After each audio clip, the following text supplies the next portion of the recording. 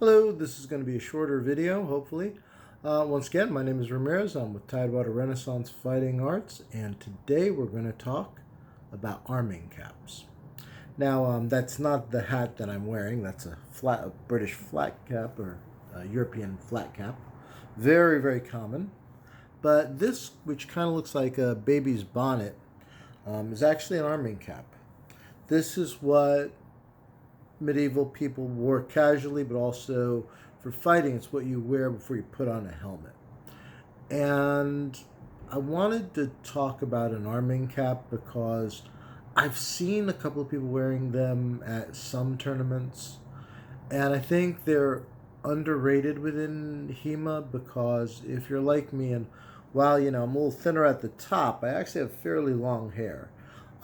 So a lot of times when I'm putting on the fencing masks, if there's Velcro on the inside, sometimes it'll be catch on the hair. If you have like the absolute fencing mask with the zipper, it can be problematic.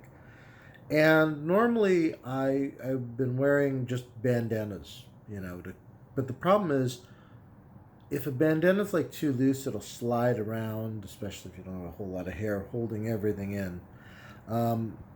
And the nice thing about an arming cap,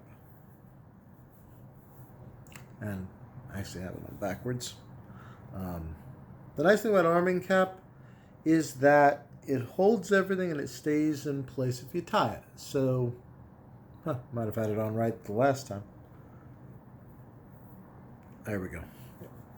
So, if you tie it in, it doesn't have to be particularly uncomfortable. Usually I just put one loop and boom, I'm done. Is that it will really kind of protect your head and your hair when you're putting on a fencing mask or fighting helmet, whatever it is you're wearing. And this one is very thin. It's actually made of linen, which is kind of nice versus some of the other bandana materials and things. Some of them are cotton, but linen really breathes well. And it's one of the things about it. And it also helps collect the sweat from your head and everything. So you get all the benefits of the bandana, plus it's a lot less likely to slide around. It holds on pretty good, and that people used this for hundreds of years. So, something that was used for so long means, you didn't have to necessarily reinvent the wheel. So I think that arming caps are kind of like a nice thing to have in your kit, especially if you have long hair, especially if it is getting kind of pinched or caught in your mask, because it's a relatively simple way to prevent that from happening. And it doesn't slide around, slide forward. Like I've had sometimes I put on a mask and it grabs and it'll pull the bandana down or it'll pull the bandana back. This kind of stays very, very secure and it's very effective.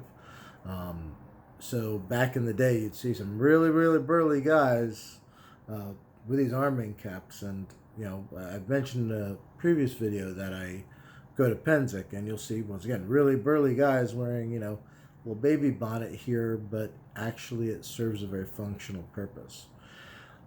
I know that when we talk about things with HEMA, oftentimes we talk about, well, will it make me hot? Will it make me uncomfortable? And traditionally, arming caps like this could be padded. So, yeah, if you wore one that was like quilted padding, it would help protect against blows, against the shock, the force of the helmet hitting your head. But in this case, and in HEMA, we're not generally as worried about that as we would be if we were wearing metal helmets. Now, if you're wearing harness fectin, you might want a padded arming cap. And you might say, well, Ramirez, how expensive is this? It's probably like a $20 or $30 thing, and it really isn't. I got this one from a company called LinenGarb. I'll try to remember to post that in the comments below, but they charge $10 for these, and I'm sure you can find them on Etsy for possibly even less than that, maybe $5-7. But I like it because it is linen. I find it incredibly comfortable, and They do come in colors. As I said, I'm going to Pennsic, so I'm going to try to meet up with the vendor and buy a couple more of these, maybe in some colors that match my gear. You'll also notice it was quite stylish. Like when I was wearing it, when I was wearing my hat earlier, a lot of times people just wear the hat right over this. And like I said, really comfortable, really light, and it's really effective for kind of protecting your hair and keeping the sweat out of your eyes when you're fighting. So if you were curious about it, once again, you can think of this as it being called either a coif or an arming cap, and you can find them online. As I said, this one's from LinenGarb. I will put a link below to their website, and if you're interested or you want to just try it out or you just want something that's a little different from the everyday bandana, this is a pretty good option.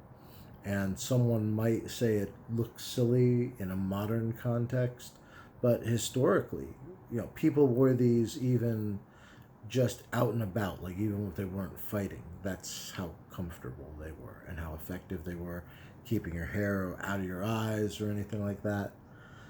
They're really actually quite nice, and unlike most of the gear that I talk about, there's very HEMA specific feathers and jackets, and this is something very simple, very effective, doesn't interfere with a gorget or anything like that, because these were designed with people who wore gorgets regularly, who wore armor regularly, as an effective way to, as I said, keep the sweat out of your eyes, and control the hair, not let it get caught in armor. So it's a good thing. So once again, this is Ramirez with Tidewater Renaissance Fighting Arts. If you're interested, we're based out of Norfolk, Virginia, and I will leave a link below to our club. And in the meantime, I will see you in the next video.